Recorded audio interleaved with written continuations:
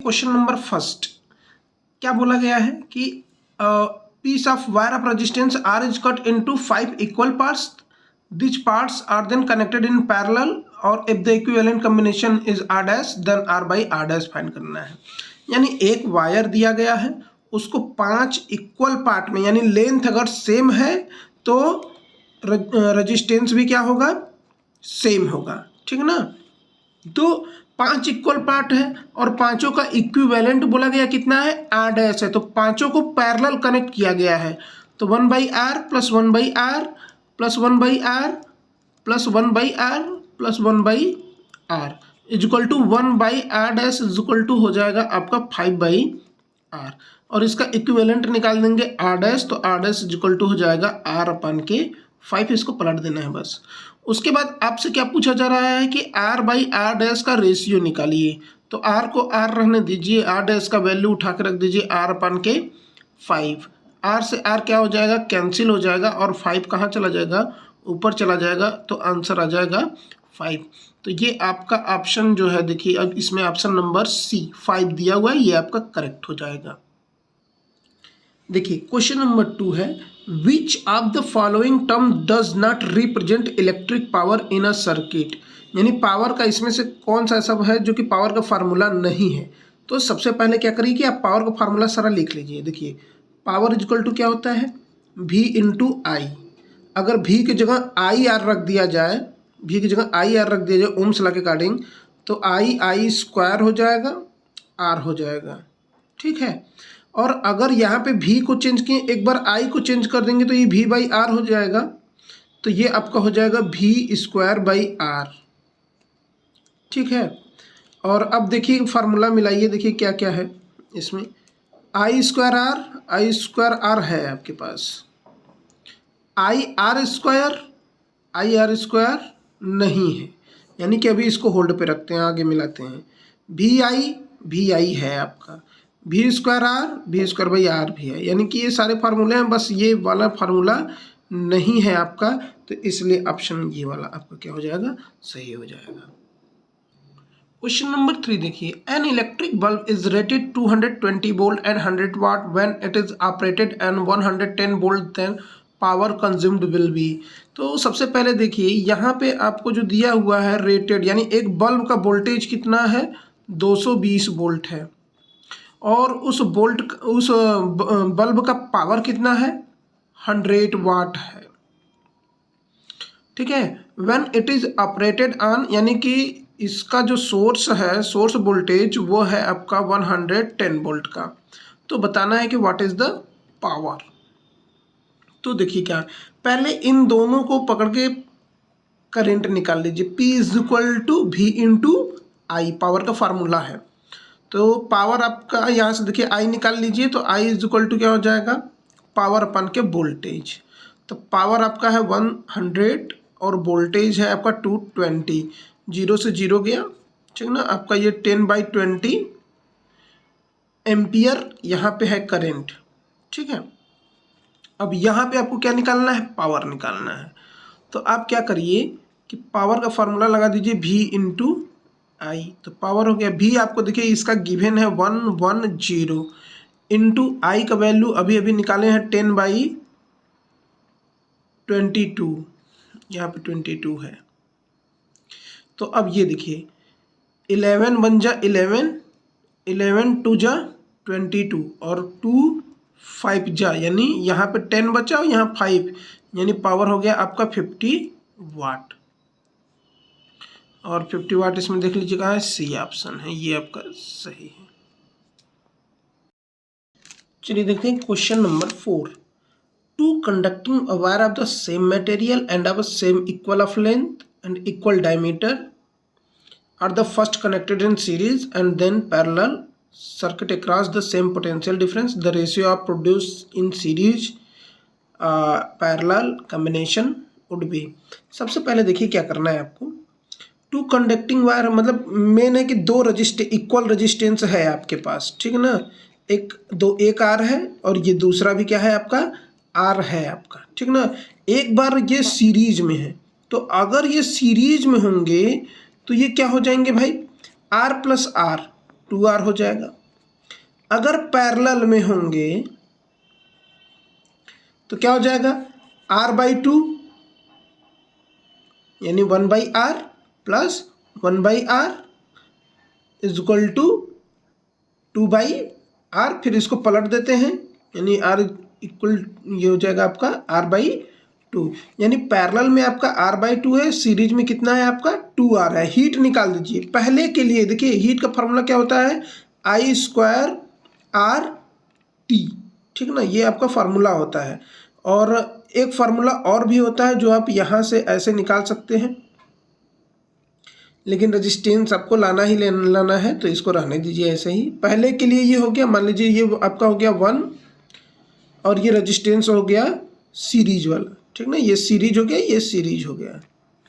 उसके बाद फिर पैरेलल वाले के लिए क्या हो जाएगा, मान लीजिए I² R पैरेलल T, ठीक है।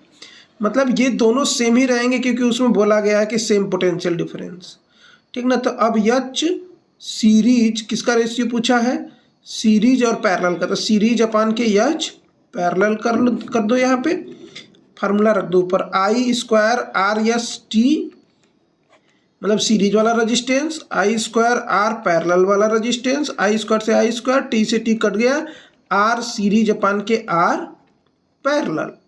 अब वैल्यू रख दो बस यहाँ पे, देखो H इज इक्वल टू अपान के HP is equal to R series का कितना आया है वैल्यू, 2R आया है। R पैरेलल का कितना आया है, R/2 आया है।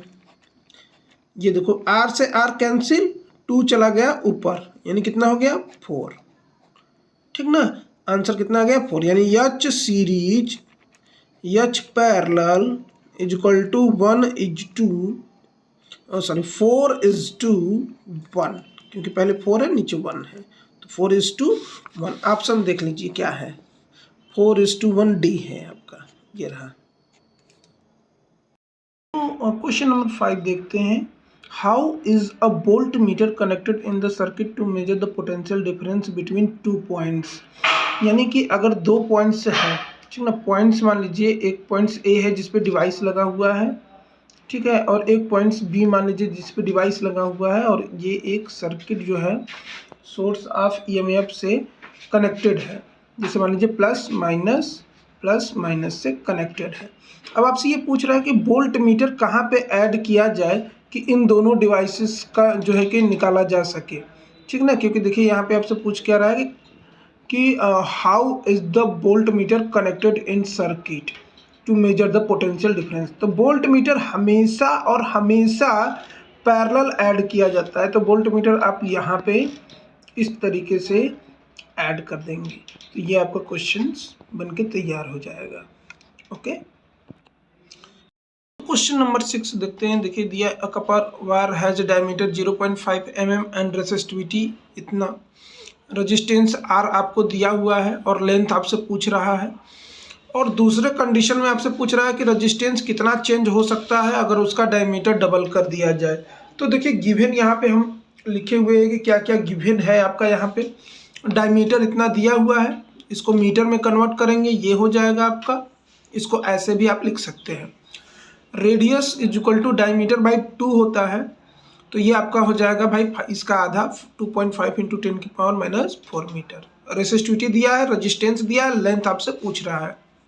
दूसरा पूछ रहा है रेजिस्टेंस कितना होगा अगर डायमीटर क्या कर दिया जाए डबल, तो या तो डायमीटर डबल कर दिया जाए या रेडियस डबल कर दिया जाए, ठीक ना। तो चलिए देखते हैं, पहले पहला वाला लगाते हैं। तो फार्मूला क्या है हमारा, देखिए रो इज इक्वल टू RA/L होता है, यल निकालना है आपको, तो यल इज इक्वल टू RA/रो हो जाएगा। वैल्यू रख दीजिए, R का R ही रहेगा, A की जगह आप क्या रखेंगे πr² रखेंगे और नीचे क्या कर देंगे रो कर देंगे, ठीक है। तो L is equal to R का वैल्यू 10 पाई और R का वैल्यू देखिए ये दिया हुआ है, R का वैल्यू, इसका स्क्वायर कर दीजिए, तो 2.5 का जब स्क्वायर करेंगे तो 6.25 आएगा, और 10⁻⁴ का करेंगे तो 8 हो जाएगा। नीचे आपका 1.6 × 10⁻⁸ है, तो ये इस वाले से कैंसिल हो जाएगा, और पाई का वैल्यू रख दीजिए, तो 10 × 33.14 इंटू 6.25 बाई 1.6। जब इसको आप सॉल्व करेंगे, ठीक ना, इन सब का मल्टीप्लाई करके इससे डिवाइड करेंगे तो आपका आंसर आएगा 122.7 मीटर। तो ये आपका हो गया लेंथ। ठीक, अब बोल रहा है दूसरे में कि आर डैश कितना होगा अगर डायमीटर डबल कर दिया जाए तो। अब ध्यान से देखिएगा कि डायमीटर का मतलब क्या, एक तरीके से रेडियस है, ठीक ना। और एक आपको फार्मूला पता है फंडामेंटली कि R is directly proportional to क्या होता है, यल होता है। और R is inversely proportional to क्या होता है, एरिया होता है। एरिया को हम ऐसे लिख सकते हैं, R is 1 proportional to pi R square. Pi constant है, हटा दो, तो R inversely proportional to R square, ठीक ना। तो आर प्रोपोर्शनल टू 1 बाई, ये कितना हो रहा है, डबल हो रहा है, ठीक ना। तो डबल हो रहा है तो इसको डबल कर दीजिए 2r का स्क्वायर, तो ये हो जाएगा तुम्हारा r प्रोपोर्शनल 1/4r स्क्वायर। तो 1/r स्क्वायर जो है ये तो एक तरीके से एरिया ही है पाई आर स्क्वायर, ठीक ना। तो 1/4 टाइम्स हो रहा है, यानी कि जो नया रजिस्टेंस होगा वो क्या होगा, 1/4 टाइम्स होगा ओरिजिनल वाले का, यानी 10/4। ओरिजिनल 10 है तो ये आपका हो जाएगा 10/4, ठीक ना। तो यहीं पे आंसर आप छोड़ देंगे। तो ये है आपका क्वेश्चन नंबर 7, जिसमें आपको एक टेबुलर फॉर्म में दिया हुआ है, इसका आपको ग्राफ और रजिस्टेंस निकालना है। तो देखिए ग्राफ हम इस तरीके से बनाए हैं, कुछ हमारा स्ट्रेट लाइन गया हुआ है, लेकिन आप ग्राफ पे जब बनाएंगे तो एकदम स्ट्रेट लाइन जाएगा, ठीक ना। आई का ये है आपका, ठीक ना। इसमें देखिए 0.1, फिर 1, फिर 2, फिर 3, फिर 4 दिया है। तो 0.5 का इसमें अल्टरनेटिंग हम लगा के यहाँ पे बनाए हैं। यहाँ पे 1.5 बढ़ाते हुए ऊपर गए हैं, क्योंकि इसमें 1.5 का ही नियर अबाउट जो आपको लगता है उस हिसाब से आप अपना एक मेजरमेंट तैयार कर लेंगे। अब आर आपको निकालना है, तो आर कांस्टेंट होता है। आर क्या होता है आपका, कांस्टेंट होता है। हर पॉइंट पे रेजिस्टेंस आपको क्या मिलेगा, सेम मिलेगा। तो इसमें से कोई एक वैल्यू ले लीजिए, जैसे मान लीजिए ये 1 वाला जो है हम इसी वाले को ले लें ताकि डिवाइड करने में हमको आसानी पड़े, ठीक है। तो पहले देखिए फार्मूला क्या होता है, V is equal to I R होता है।